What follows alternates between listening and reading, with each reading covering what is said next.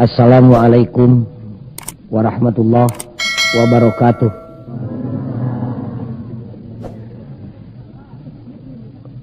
Innal hamdalillah usalli wa usallimu ala Rasulillah Muhammad ibn Abdullah wa ala alihi wa sahbihi wa mawalah. Asyhadu an la ilaha illallah wahdahu la syarikalah wa asyhadu anna Muhammadan abduhu wa rasuluh. Ayyuhal hadirun ittaqullah haqqa tuqatih wa la tamutunna illa wa antum muslimun. A'udzu billahi minasyaitonir rajim. Inna anzalnahu fi lailatul qadr wa ma adraka ma lailatul qadr. Lailatul qadri khairum min alfi syahr. Dina ieu pangaosan disebat nama nuzulul Quran bari tafarukon para santri. Tapi simkuring moal langsung nyarioskeun ngabahas masalah lungsurna Al-Qur'an. Sugan kabujeng waktosna eta mah engke bae dipengker. Ayeuna mah urang nyobi-nyobi luyu sareng ukuran simkuring dongkap ti dayeuh ka dieu panyawat urang dieu peryogi disuntik ku bahan nu parantos ku simkuring disayogikeun. Nyaeta urang nyoba-nyoba ngabahas masalah ridho. Tangtuna ge ridho Allah.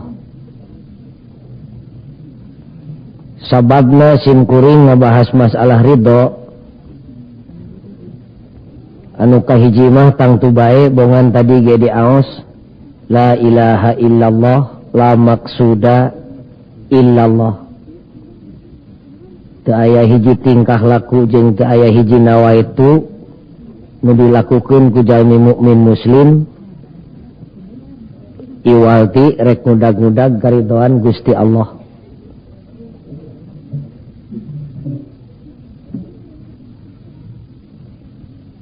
Eta nu kahiji. Nu kadua pangna simkuring ngabahas ridho.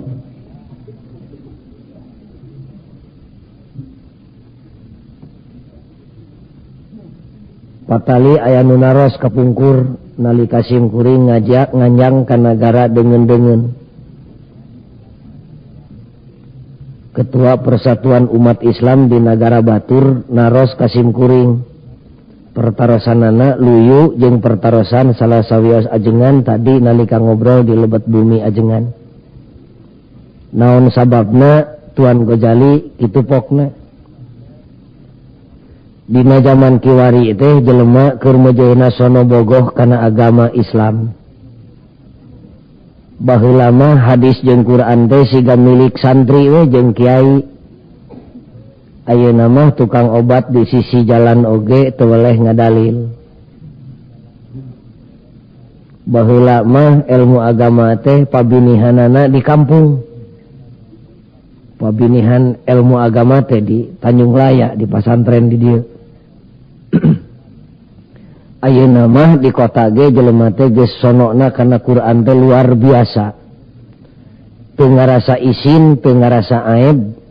Salah sawios perwira tinggi jenderal diajar alif ba ta sa. Bakating ku sono kana Quran. Baheula mah maca Quran teh ukur lafadna wungkul paralun ari kuduani kurah koreh ka jerona. Ayeuna mah dikarorehan eusining Al-Qur'an ku kolot jeung ku budak. Baheula mah lamun aya kecap ku basa Arab sanajan lain hadis meh dianggap hadis. Ayeuna mah sanajan nongerak hadisna lamun teu puguh rawina jeung sanadna mah jelema teh teu percayaeun.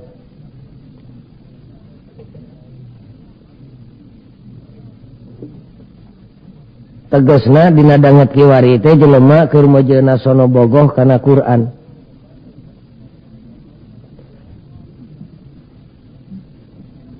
Tapi naon sababna ceuk nu nanya. Beuki dieu jelema teh beuki sono beuki gebogoh kana Al-Qur'an, naha atuh dina buktina mah jelema teh kalahka beuki jauh hirupna tina Qur'an.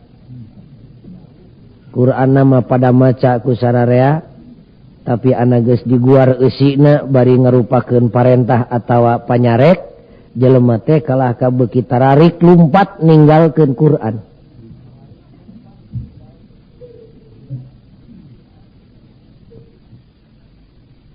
Eta pertanyaan nu kahiji.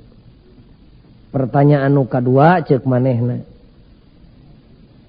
Ieu teh abad kamajuan disebut alam beunghar. Baheula mah listrik teh tacan dugi ka Tanjung Laya. Di Indonesia nu boga motor teh bisa dibilang ku curug. Ayeuna mah motor teh tepi kana galeng. Kajeun meunang nganyuk bari can punah. Baheula mah televisi teh di urang dayeuh kitu ge hiji dua, ayeuna mah tepi ka sisi gunung.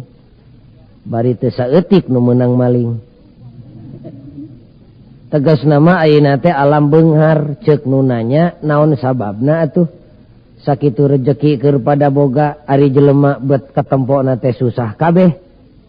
Kapan hayangna rejeki tepi ka teu dipilih halal jeung haram teh hayang bungah. Ari ieu rejeki nyampeurkeun susah datang. Naon sababna? Urang entepkeun deui pertanyaanana. Ilmu agama beuki baroga sadayana, tapi jelema tambah jauh hirupna tina agama. Malah terutami di desa Pihariwangeun. Baheula mah urang kota teh pamiceunan kagorengan disebutna teh di kota tempat maksiat, ayeuna mah tibalik. Da di kota mah danget kiwari jelema nu tahajud jeung duha teh teu kaasup jelema getol. Da urang kota mah duha 8 rakaat teh biasa, tahajud 11 rakaat ngahiji jeung witir teh biasa. Di desa mah waktu kiwari duka da asana boro-boro tahajud, lohorna ge dihijikeun jeung asar.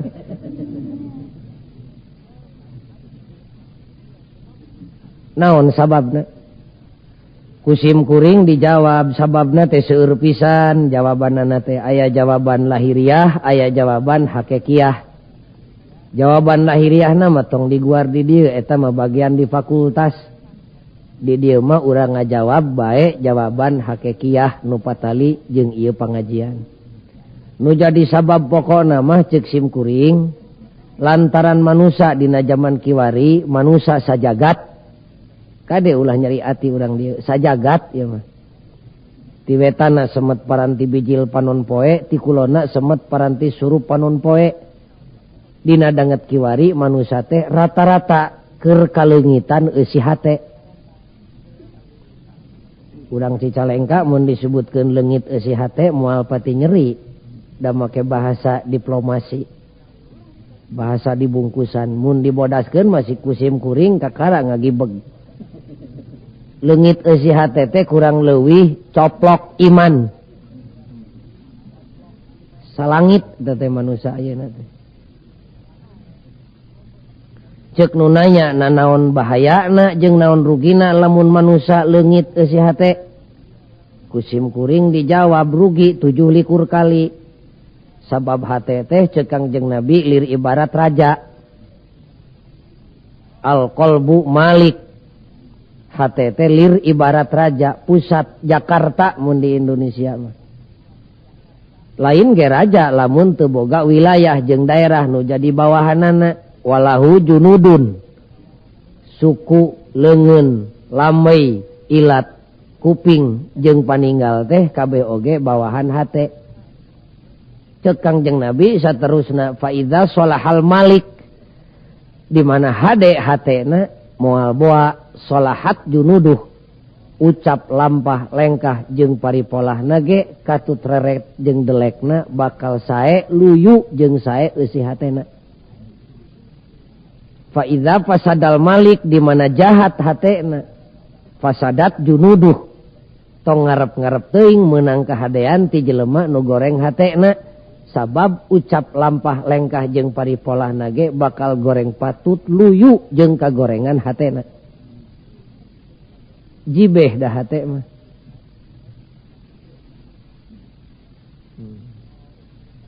Eta bahayana teh. hate jelema nu sakitu pentingna kosong tina eusi atuh ceuk setan lakadalah. Sabab nu butuh ku lemur matuh tempat padumukan teh lain jelema wungkul, setan ge butuheun. Ngan setan mah ngadegen lemurna teh lain dina Tegal, lain dina sawah. Tapi dina hate jelema setan keur neangan pilemureun ti baheula ret kana hate manusia kosong tina eusi, ngeplak lir ibarat Tegal nu teu kadeuleu tungtungna ceuk setan lakadalah. Leut we ngaleut setan 2 batalion. Mamawa meteran. Dikapling we atuh hate jelema teh ku setan. Nyawayahna total jenderal hate jelema teh jadi kampungna setan. Lamun hate geus jadi lemurna setan ulah kaget leumpangna leumpang setan. Tara hayangeun leumpang lamun lain setan nu ngajakna. Panempokna panempok setan teu hayang nempok lamun lain setan nu nitahna. Pangdengena pangdenge setan teu hayang ngadenge teu betah we. Ceuli teh ngadenge maca Quran teh lamun lain setan nu nitahna. Barang dahar panitah setan teu hayang barang dahar lamun lain setan nu ngajakna. Quran digorowokeun dibaca jaba alus sorana jaba hade bacaanana jaba nyaho kana eusina da teu kadengeun teu betah we rungseb kana ceuli teh. Naon sababna? Kapan setan teu betaheun ngadengekeun Quran. Numawi kabarudak ngora bisi hayang nyaho eusi hate jelema entong tuang toong kana bujalna hese. Tempo we tingkah lakuna da tingkah laku teh gambaran tina hate. Tah numawi ulah cekcok teh bisi panitah setan eta teh cekcok teh. Kitu jawaban simkuring. Kanu nanya. Cek nu hadir di dieu nya atuh buru-buru naon eusi hate nu leungit teh da abdi mah teu rumasa leungit eusi hate. Da hate abdi mah eusi kan tenan we eusi. Hate urang ayeuna ngan lain eusi nu pantes dieusikeun. Da eusi nu pantes dieusikeun kana hate mah ngacleng ti bareto. Nya naon buru-buru atuh pagojali eusi hate nu leungit teh.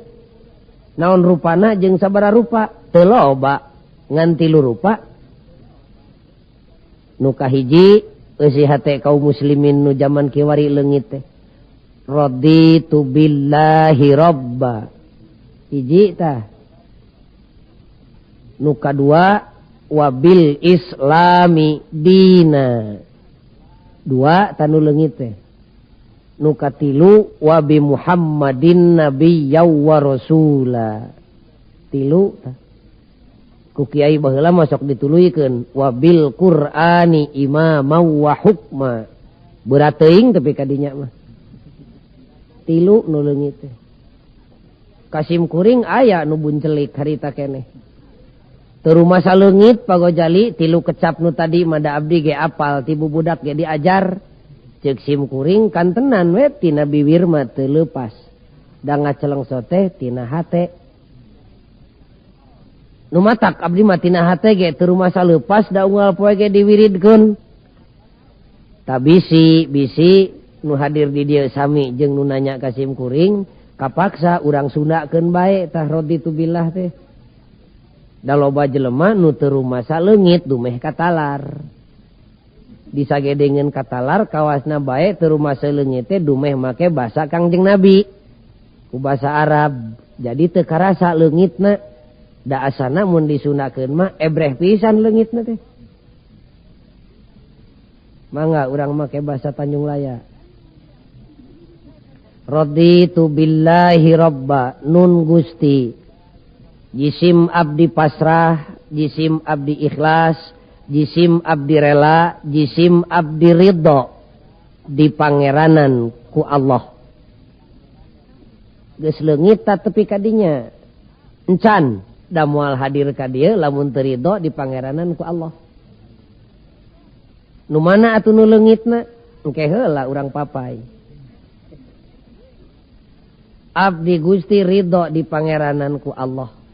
Pangeran nu mana? Pangeran nu ngaranna Allah.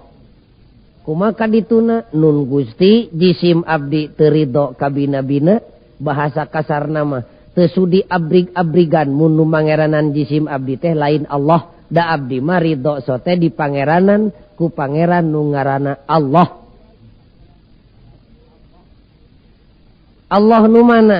Nu ahad, nu ngan hiji-hijina teu hayang teu sing boga pangeran loba. Kumaha mun pasea pan pangeran teh gagah, pasea nu gagah mah bakal ucutan kabeh. Abdi mah ridho sote di pangeranan ku pangeran nu ahad, nu lam yalid walam yulad, nu teu anakan nu teu incuan. Teu hayang teu sing boga pangeran nu loba anakna. Boro-boro loba boga anak hiji ge teu ridho. Rugi ibu boga pangeran nu boga anak mah. Usum urang barang penta da memehnya ah ka batur teh meureunnya ah ka anakna heula. Allah nu teu anakan nu teu incuan, nu la ta'khuduhu sinatu wala naum. Abdi mah ridho sote di pangeranan ku pangeran nu ngaranna Allah, nu tara kaeuntepan ku panyakit nunutan kajeun saluk. Teu hayang teu sing boga pangeran nu sok sare. Rugi usum ngadoa abdi manehna keur malor. Da pangeran abdi nu ngaranna Allah mah tara kaancikan ku panyakit nunutan kajeun saluk. Ruksak jagat mun Allah nunutan. Pan bejana Nabi Musa kungsi dicoba. Bisi maneh teu percaya jeung can yakin yen Allah tara nunutan pek cekel Musa ta botol ku maneh ngantong sare. Pan nyekel botol teh Nabi Musa teh molotot atuh da jelema nya jurig tunu teh pan euteup kana tarang. Lain nunutan gebro we botol naragrag ceuk pangeran tah tempo mun kami nunutan saluk ucutan jagat.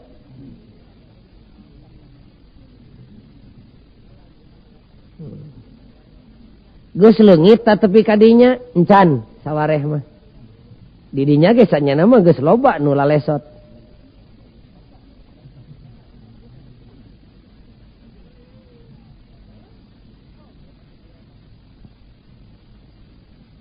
Enggak, udang teras. Anu mana atuh pagojali nu leungitna? Ke karek tah hiji. Bieu teh nyebutkeun ridho di pangeranan ku Allah. Ari ngomong teh boga konsekuensi ceuk urang dayeuh mah. Boga akibat cara dahar ngomong teh. Di mana dahar seubeuh aya akibatna, WC bagianana. Cara sare dahar teh. Di mana lalaki sare jeung awewe aya buahna, bareuh beuteung.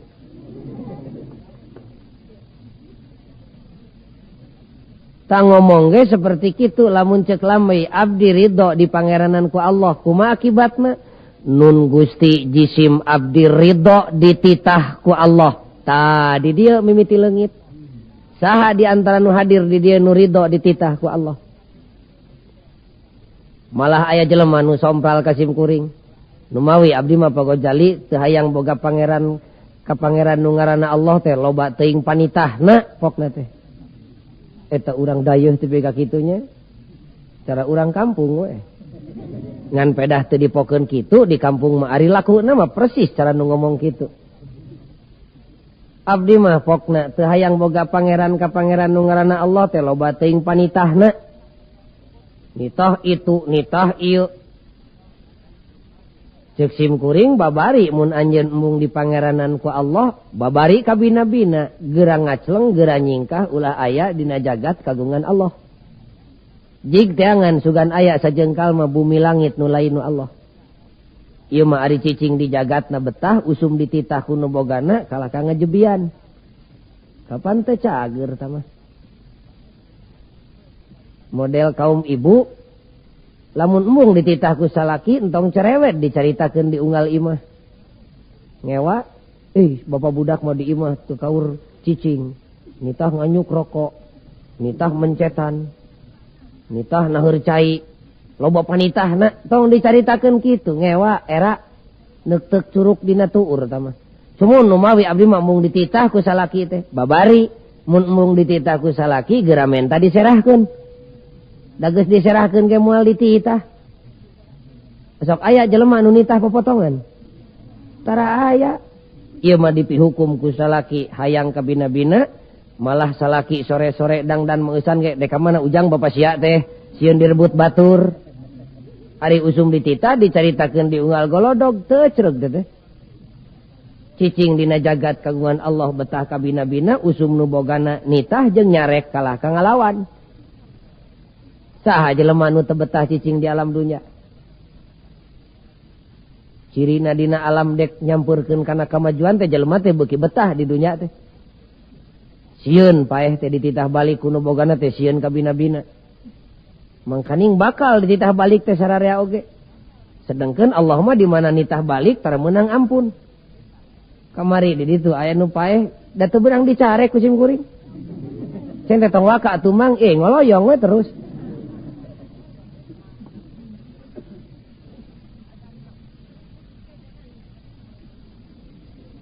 Sedengkeun Allah teh tukang nitah. Tah jelema nu ridho di pangeranan ku Allah mah urang Cicalengka kedah aya buktina. Kumaha buktina teh?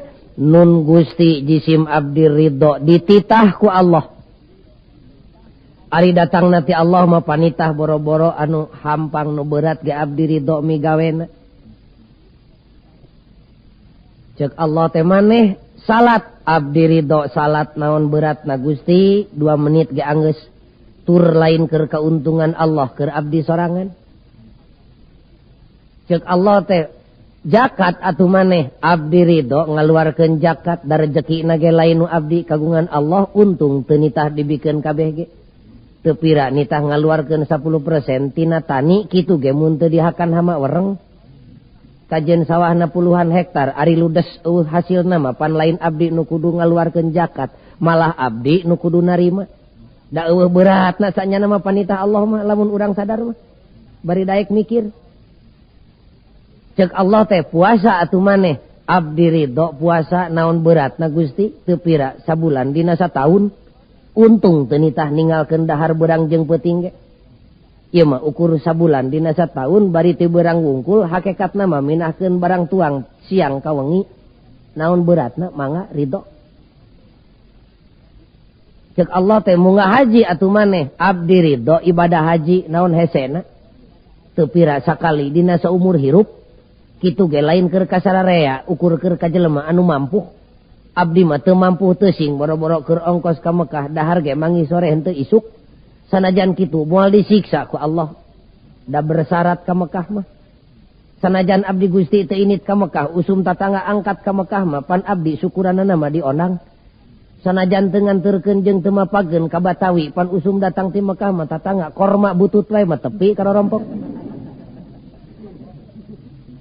Ceuk Allah teh belaan atuh agama kami. Tadi dia ya awas ya. Abdi ridho melaan agama Gusti. Kunaon Gusti melaanana? Ku duit nu aya di maneh. Kop keur masjid, keur madrasah, keur pasantren, keur yatim, keur piatu mangga da rezekina ge lain nu abdi. Sok aya nu kitu di dieu. Nah, karasa leungitna teh ayeuna mah. Ceuk Allah teh belaan atuh agama kami. Kunaon Gusti melaanana? Ku tanaga nu aya di maneh, mangga meungpeung abdi can pikun. Aya nu masrakeun tanaga keur melaan agama. Sakalian ngomean kenteng masjid nu bocor ge teu boleh kudu diburuhan wae pan. Ceuk Allah teh belaan atuh agama kami. Kunaon Gusti melaanana? Ku ilmu nu aya di maneh, mangga meungpeung abdi can pikun. Belaan atuh agama kami. Kunaon Gusti? Ku nyawa nu aya di maneh, heug di mana jeung iraha paehna. Tepi ka amis jeung hareupan paeh teh. Tadi dia nu ridho leupas nyawa melaan agama Allah. Asana eueuh gamarna. Dasanya nama loba jelema nu mungeun ngalakonan salat teh da lain teu percaya kana parentah salat. Sieun teu pira sieun nyeri cangkeng. Boro-boro leungit duit jeung leungit nyawa, panyakit cangkeng euteup geus keung. Tah, karasa leungitna teh. Ulah benu ya dijejeleh ku sim kuring. Leungit itu nu pangterumasana teh urang desa nya eta kulantaran rumasa pabinihan agama teh tadina. Pabinihan ilmu agama. Leungit di urang teh. Leungit pisan. Sayyidina Hamzah tepi ka amis keluar eusi beuteung teh. Pan kungsi Kangjeng Nabi ngawitanana ngimpen heula keluarga kami bakal aya nu jadi modal pangheulana dina ngabelaan agama. Tapi ka usul pan Sayyidina Hamzah. Mun tiasa mah ya Rasulullah usulkeun jisim abdi wae nu pangpayuna. Tapi ka kitu. Sayyidina Hamzah teh anu dijarahan ku urang di Uhud. Simkuring kapungkur tuh sareng Mang Haji jarah di dinya. Ngingat jelema teh urang Indonesia teh. Calon jamaah haji anu di Madinah di payunan Rasul jeung di payunan Uhud teh ngingat. Cete kunaon mang mani cerik teh ka bina-bina teuing ngangres abdi ningali suhada mulia Sayyidina Hamzah. Wani nurutan kitu wantun ceuk simkuring sanyana sumuhun di dieu wani ieu teh meureunya da tepi ka Indonesia mah boro-boro wani kitu. Bet nurutan nyuguhan semah gitu pati hayang pan. Huap semah teh dikontrol unggal kecap jeung unggal huap. Mangga bari direretan bobokona bisi dekok.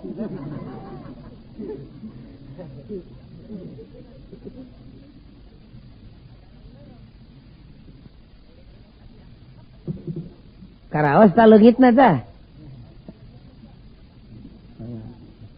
Leungit pisan. Tembung dititahna naon ge. Semun Pak Ghazali dah abdi ge ridho dititah ku Allah mah. Kan tenan dina pelebah dititah mah loba nu ridho da Allah mah di mana nitah teu weleh nyadiakeun buruh. Jadi leungit lillahi ta'ala na teh dumeh inget kana buruhna we. Nu matak di payunan barudak mah ganjaran teh tong pati ditemong-temong teuing hariwang. Bisi ngagajleng ibadahna teh tina nawaitu lillahi ta'ala kana jual beuli jeung pangeran. Tapek maca salawat sakieu engke bakal babari boga salaki. Geredeg maca salawat aya rebuna. Geus aya genep 5 bulanna becan anu nyampurkeun wae pantungtungna jadi ngewa kana salawat. Aya ganjaran teh ngan payunan barudak tong pati ditemong-temong teuing hariwang. Barudak teh lain barudak umurna, barudak eusi sirahna.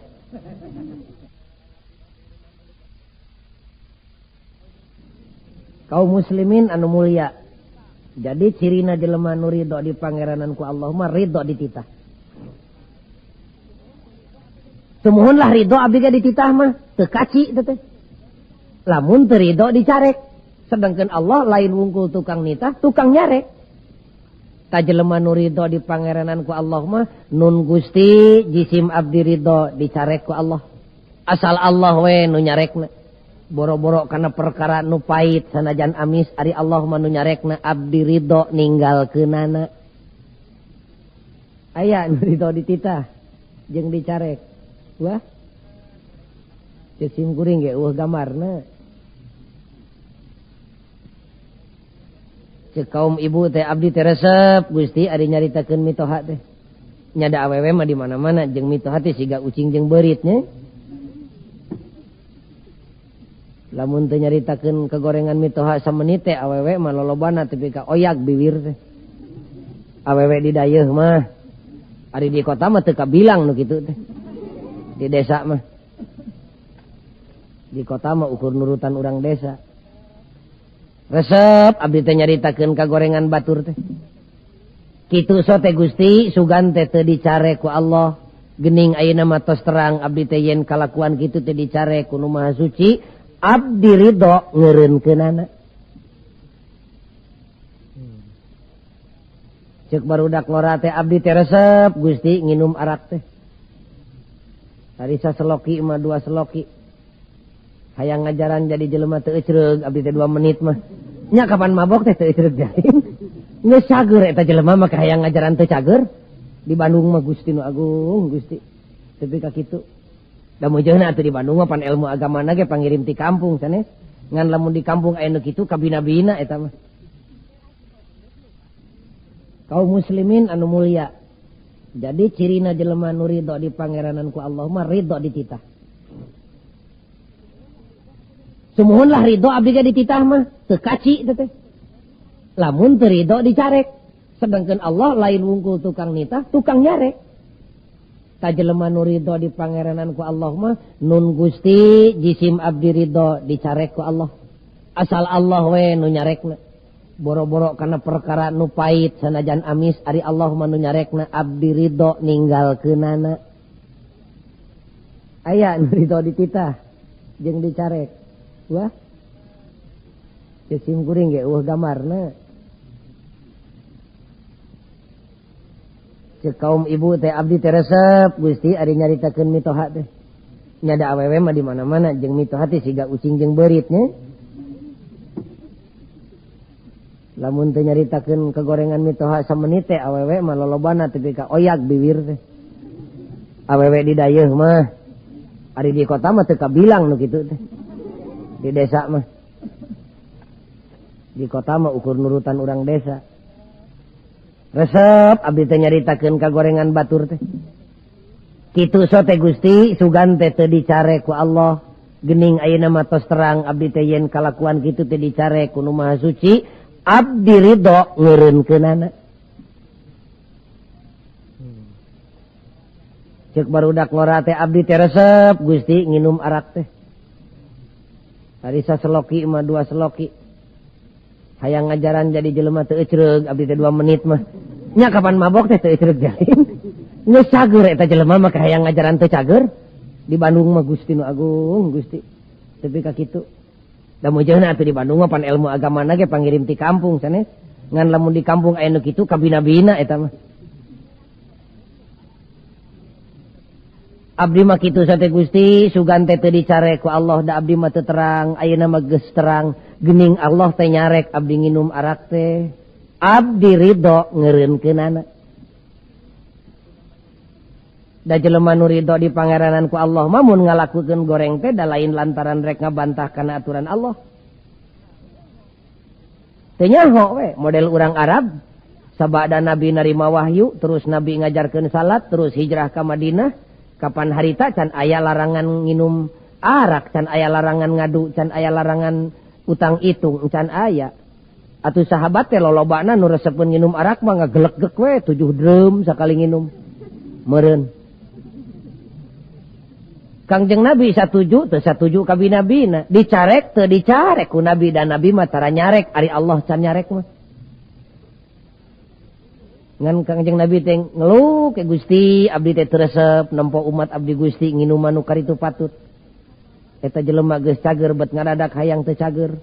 Jerut we turun panyarekna innamal khamru wal maisir wal ansabu wal azlamu rijsun min amalis syaiton. Bejakeun ku Kangjeng Nabi ka sahabat reketek harita keneh eureun. Eureun ngadadak harita keneh bari sing jarungkal tobat ceurik lahir batin. Ngan teu dihamplas we peujitna ge. Baka tingku sieun aya tapakna. Tepi ka segruk ka Kangjeng Nabi, "Ya Rasulullah, mangkaning abdi tukang kikituan teh. Kumaha ayeuna geuning Allah bet nyarek?" Kumaha ceuk Nabi? "Keun bae nu ka tukang mah da pan Allah can nyarek. Da aturan Allah mah tara berlaku surut. Poe ieu datang larangan, ti poe ieu ulah migawe. Poe ieu ngarti, ti poe ieu kudu migawe." Nu ka tukang mah teu diitung, dipupus we ku astagfirullahaladzim. Kade cek Allah teh eta arak eta ngadu tugah teguh kana piuntungan jeung pirugieun batur borosot boga anak wah irung potongan kieu mah ieu mah pi RT-eun wah ceulik rebing kieu mah ieu mah pi jenderaleun pi beunghareun pi miskineun kalakuan kitu teh eta teh dicare ku Allah eureun harita keneh cek Allah teh eta teh min amali syaiton pagawean setan lumayan Pak Haji lamun pagawean me we nya lumayan. Lamun cek Allah teh kade nginum arak jeung kitu peta teh min amalil me lumayan tah mah. Ieu mah pagawean setan. Dasanya nama boro-boro pagawean setan atuh. Pagawean orok we dipegawe ku aki-aki da moal pantes. Kapan orok teh sok ngempeng lain. Tapek isuk injem empengna pake ka Cicalengka. Make oto, make kodok, make cawat heug ngempeng aki ka Cicalengka. Pira aku teu disurakan ku barudak. Cacak pagawean jelema lantaran teu sadarajat jeung teu samartabat dipake kudu teu sadarajat teu pantes. Komo pagawean setan. Lamun dina hate geus boga modal ridho dititah ridho dicarek ku Rabbul Alamin, kadituna mah babari dina hirup kumbuhna mah. Cek bahasa urang kota nama dalam konteks sosial mudah sekali, gampang pisan. Dina hirup kumbuh nama eta mah eueuh bedana cara mobil we dina greg hayang gancang mah prekeun mesin, lepaskeun persneleng tinggal kuat we nyekel setir tepi kalimbangan. Ngagorolong tah mah. Babari teu kudu capek hansip mambatahan. Teu kudu polisi ngudag-ngudag jelema nu teu ecreug. teu kudu ajengan tepi ka ngorok ngajak bager jeung nyarek salah. Eta mah karinoelan jelok ditoel jelok kana hideng teh babari. Babari kumaha kari ngagorolongkeun da geus boga modal ridho dititah ridho dicarek kumaha kadituna nun Gusti jisim abdi ridho nyarek batur. Nu hadir di dieu ridho nyarek batur. Ridhonya nyarek manaon susahna.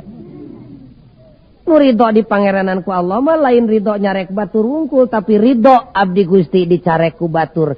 Asal nu nyarekna we bari panyarekna cocok jeung dauhan Gusti Allah.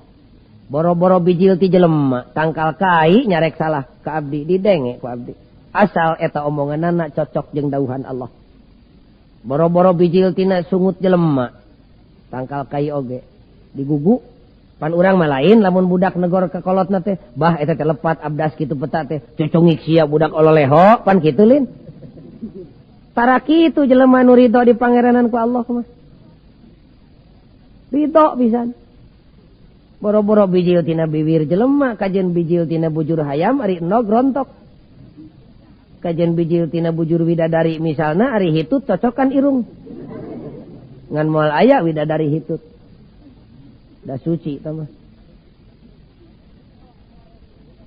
Ridho nyarek ridho dicarek, ridho negor ridho ditegor. Abdi Gusti ridho narima pamere ti batur.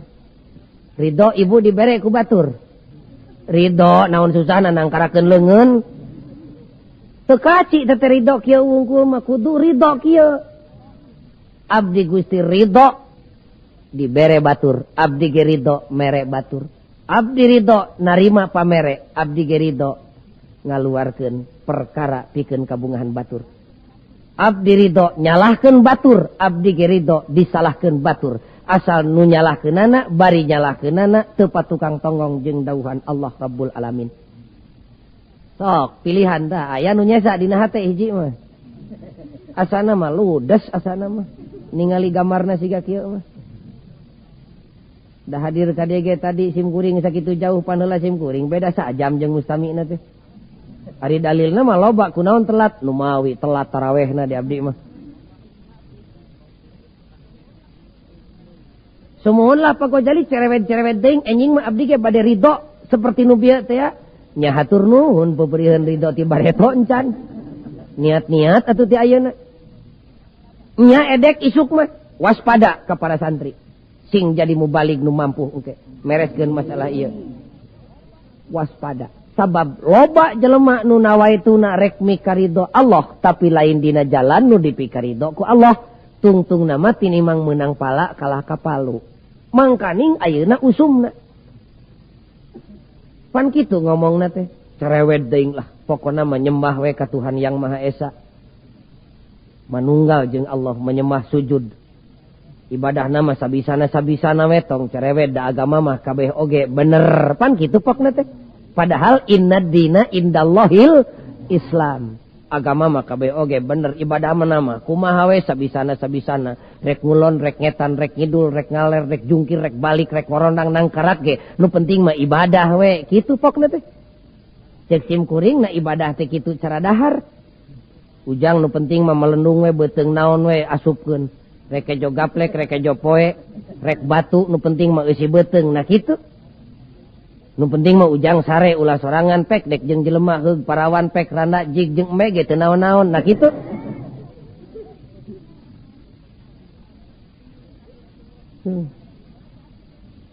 Sumun kada kumaha tuh abdi ari rek mikaridho Allah teh supaya dina jalan nu dipikaridho ku Allah. Ulah keung.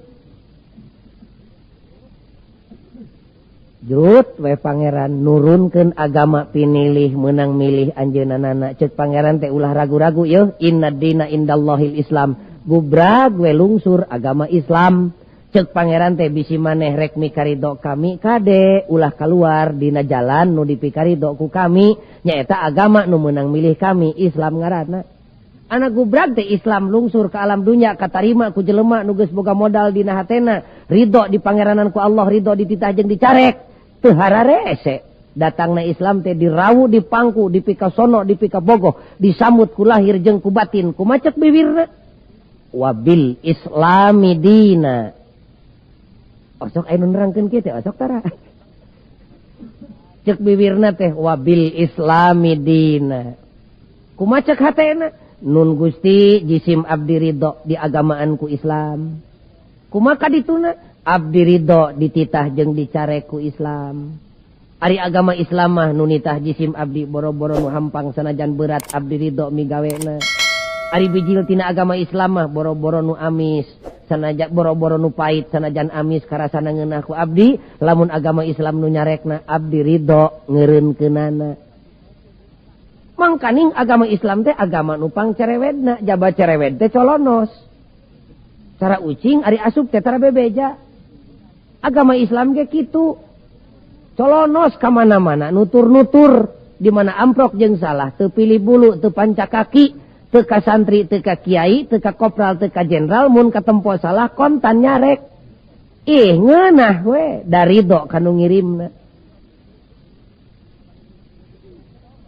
Ari pangirim tinu dipika ridho mah tinu dipika cinta boro-boro perkara anu ngeunah, nu teu ngeunah ge ngeunah we tinu dipika cinta mah. Pamere tika bogoh ngeunah we. Pan ieu aki-aki nu hadir di dieu teh piraku keur ngora mah teu kungsi bobogohan nya. Ngan beda bobogohan kolot baheula jeung budak ayeuna.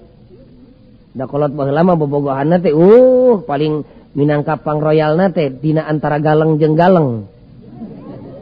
Siligupai ku carecet baheula mah.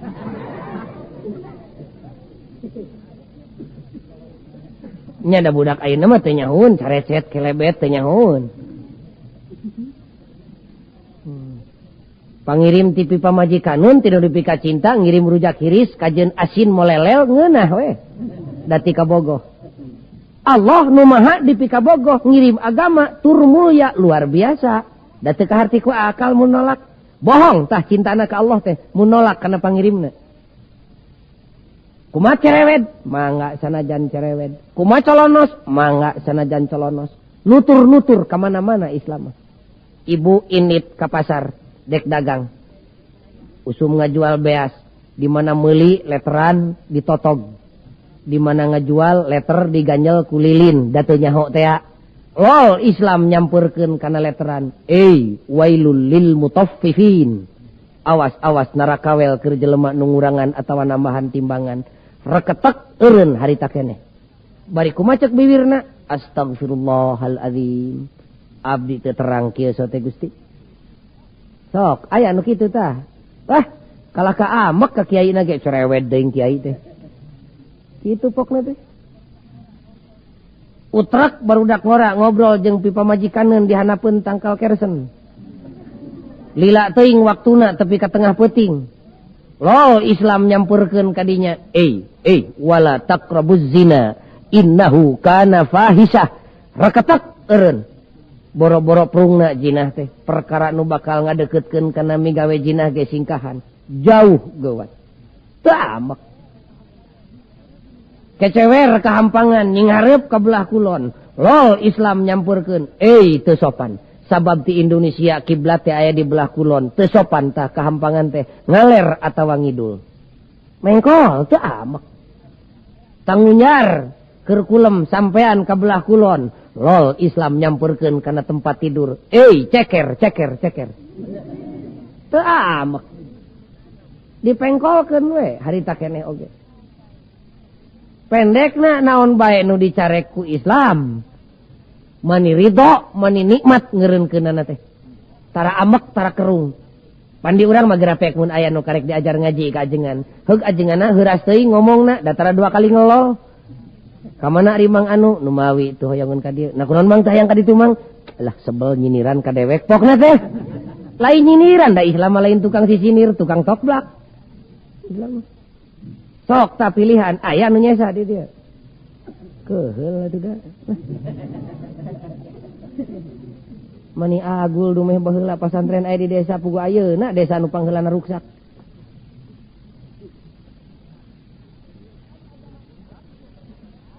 Ari agama Islam sumberna teh Al-Qur'an. Kalamullah disebutna ge. Lain dahareun memeh kuat, lain kalieun memeh aya tanaga, lain teu leumaneun memeh boga parabot. Jero Qur'an teh mun di laut mah kolombo. Teu dicarek neuleuman Qur'an, malah sok aya jelema kiai baheula mah licik sok hayang nyaho Quran teh sorangan we abdi meuni teu meunang neuleuman eusining Al-Quran. Kaliru tah ngomong teh. Pugu ulama baheula ngamuk ka jelema nu teu resep neuleuman Quran. Ngan kiai baheula ngawawadianan. Waspada bisi rek neuleuman eusining Al-Quran, siapkeun alat-alat perlengkapanana.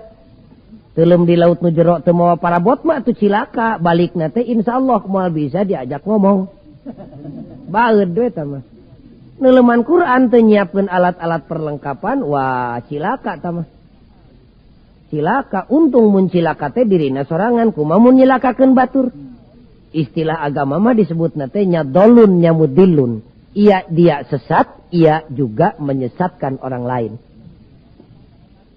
Mangkaning ayeuna mun gara gabah barabari ngajawab depan seueurnya pertarosan-pertarosan geuning. Kana surat kabar, kana majalah, kana radio, sapelemna we ngawalerna teh. Ku kira-kira teh ya. Semua ulah diteleuman, teleuman. Tapi awas alat-alat perlengkapanana. Naon alat perlengkapanana? Teu loba nu pokok mah dua, hiji sadiakeun iman anu kuat. Kadua sadiakeun ilmu anu padat supaya ngabalukarkeun amal anu hebat.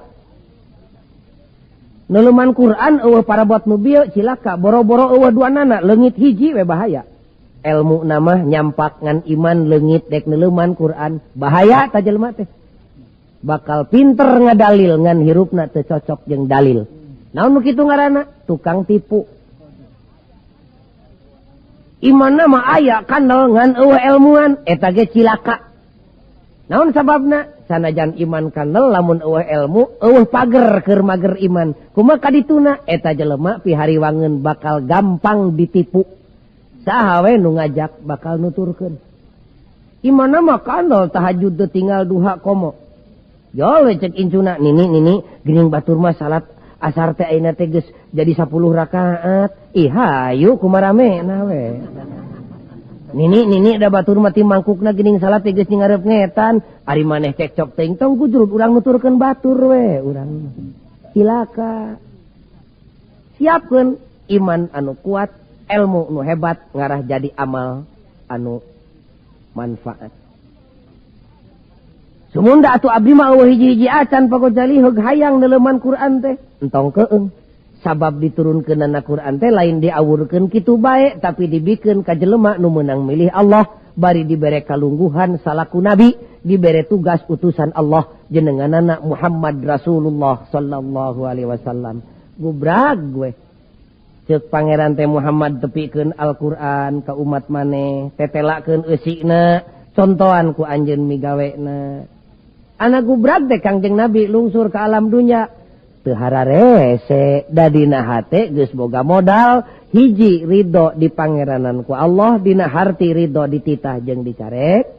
Dua ridho di agamaan ku Islam, dina harti dititah jeung dicarek. Ana gubrag teh Kangjeng Nabi teu hararese dirau dipangku, dipika sono, dipika bogoh, dipika cinta lahir batin, disambut ku lahir jeung ku batin. Kumacek bibirna wa bi Muhammadin nabiyya wa rasula. Kumacek hatena nun Gusti jisim abdi ridho dinabian ku Muhammad Rasulullah. Nun Gusti jisim abdi ridho dititah jeung dicarek ku Kangjeng Nabi. Jisim abdi ridho dicontohan salat, zakat, puasa jeung munggah haji ku Kangjeng Nabi. Abdi ridho dicontohan tani jeung dagang ku Kangjeng Nabi. Abdi ridho dicontohan melaan umat ku Kangjeng Nabi. Abdi ridho dicontohan kawin jeung nyerahkeun ku Kangjeng Nabi. Itu kadituna teh. Cing sim kuring dek naros tah ari ibu ridho dicontohan ku Kangjeng Nabi ridho. Kacida bohongna asana mah. Ieu mah lain nyalahkeun batur dumeh aya conto we nu mutlak katempona ku panon sim kuring. Waktu ka Mekah ninggal pun bojo indung barudak. Kerjarah di makom Rasul di Masjid Nabawi.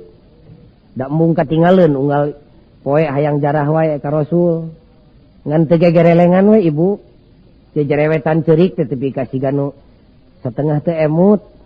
Ceuk basa urang dayeuh masih ganu histeris. Ya Rasulullah, pokna abdi Gusti hayang diangkeun umat gamparan. Sanes abdi wungkul, sareng pun anak, sareng pun incu, numawi jutaan ku abdi dilongok ya bakating ku hayang diangken umat gamparan pokna. Cek pribados na maneh teh maneh kabina-bina geus leungit di ka era na teu era kadenge ku batur eta ngomong teu era ku jelema mah. Cintana maneh kitu-kitu teuing atuh da abdi mah cinta ka Kangjeng Nabi teh. Cinta maneh teh cinta ka Rasul teh. Kumaha pokna abdi mah cinta keneh ka Rasulullah tinimbang ka salaki. Maningeunah jim kuring ngadenge pamajikan nu kitu. Teu timuruan henteu. Lamun cek inung budak teh abdi mah cinta keneh ka hansip tinimbang ka salaki eta mah perlu diomean tah mah. Ceng teh maneh teh ridho dicontohan ku Kangjeng Nabi segala rupa, ridho ka bina-bina. Ende syukur atuh ari kitu mah muga-muga sing mabruroh sing tepi ka lemur tah sikap kitu teh. Da lolobana mah sing kabawa ka lemur eta sikap kitu teh. Cenakan tenan we abdi mah dek tepi ka lemur ge mika ridho dicontohan ku Kangjeng Nabi. Kapalang jeblok geus ridho di pangeranan ku Allah jeung di agamaan ku Islam teu kaci mun teu ridho dicontohan ku Kangjeng Nabi. Cendeknya itu ridho kabina-bina ridho nage. Alhamdulillah cek sim kuring heug atuh engke di mana urang geus balik tepi ka lemur bari panjang umur insyaallah kami teh nyaah ka maneh bisi maneh ripuh ngurus budak kumaha mun kami dek nambahan deui inung budak hiji mah nurutan Kangjeng Nabi kumaha pokna teu ridho eta mah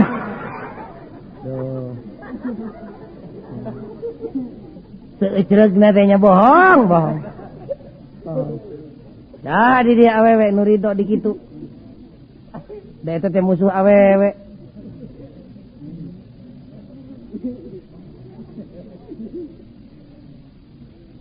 Kaum muslimin anu mulya jadi buleudna jelema nu ridho di pangeranan ku Allah mah kitu buktina teh tah eusi raditu billah teh kitu. Paingan ku santri mah disebutna teh nu bieu teh sigot tasdik. Teu patinyaan we sahadatna teh mun eueuh nu bieuan mah kitu cek santri mah. Kapan salah sahiji katang tuan sahadat teh kadituna teh kudu tasdik, ari dina tasdik kudu aya 2 syarat, anu kahiji kudu iddian, kudu daek ngaku Allah hiji Muhammad utusanana. Sabada nyaho kudu diaku, ari nyaho teu diaku mah teu jadi.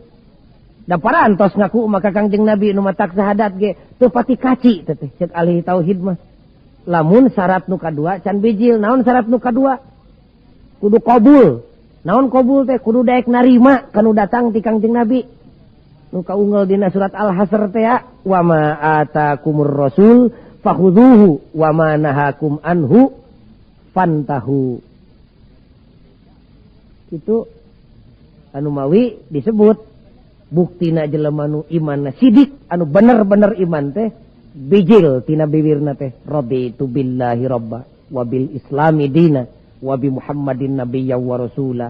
Eta teh ikrar para sahabat dina nalika haji wada teh. Nu mawi meungpeung tengah peuting ieu memeh ngeusan ngajina sok sing ikhlas ulah heureuy. Sok urang baca jeung sim kuring bareng bismillahirrahmanirrahim. Raditu billahi rabba wa bil islami dina wa bi Muhammadin nabiyan wa rasula. Amin ya Allah ya rabbal alamin. Kumaha mun geus tepi kadinya ngaji teh nya? Da seueur kene acara na ieu teh. Kat. Bismillahirrahmanirrahim. Allahumma inni as'aluka imanan kamila wa yaqinan sadiqa wa qalban khasi'a wa lisanan dzakira wa rizqan wasi'a wa halalan tayyiba wa taubatan nasuha wa taubatan qabla al-maut wa rahmatan indal maut wa maghfiratan wa rahmatan ba'dal maut wal afwa indal hisab wal fawza bil jannah wan najata minan nar birahmatika ya azizu ya ghaffar rabbi zidni ilma wa alhiqni bis salihin. Amin ya Allah ya rabbal alamin. doa pergi tawaf teh eta teh mah nyapan loba anu can apalnya bade teh ka Mekah teh rusuh teuing pan ka Mekah na can apal di kodoan we ayeuna ta doa anu bieu Rabbana atina fid dunya hasanah wa fil akhirati hasanah wa qina adzabannar wassalamu alaikum warahmatullahi wabarakatuh.